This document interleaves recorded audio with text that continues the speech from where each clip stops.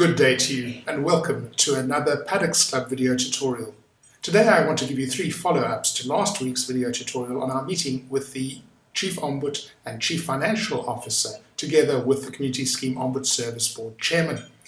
They have a website. Have a look at www.stopcsos.org/za.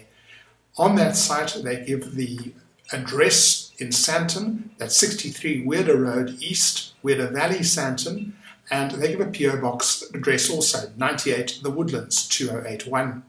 There's also an interactive contact form. You can send the CSOS a message and additional information. So have a look at that. It's basic, but it's working. I wanted to mention the Independent Online's personal finance article, which appeared on October the 18th and was headed Community Housing Ombud Announced. NAMA picked this thing up first, but in this article, apart from correctly confirming that the former Chief Executive of the Public Protector's Office has been appointed the Chief Ombud and that he was introduced to members of the Portfolio Committee for Human Settlements last week, it also said that now people who own property in sectional title and other community schemes at last have a free dispute resolution mechanism in the form of this ombudsman. Well, that's simply not right. It's not going to be free. There will be charges for services on a cost recovery basis and also general levies on all community schemes.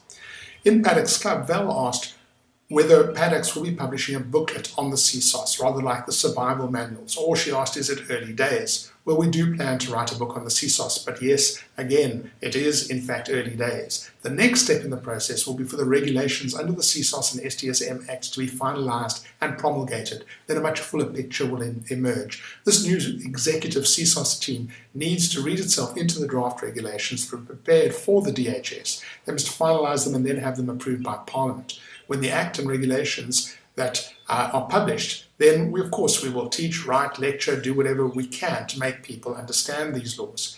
And as soon as those promulgations occur, we will have a full picture in regard to the STSM Act and regulations. But in the case of the CSOS Act and its regulations, there will also be a further set of practice regulations that will have to be considered before one can write a sensible book.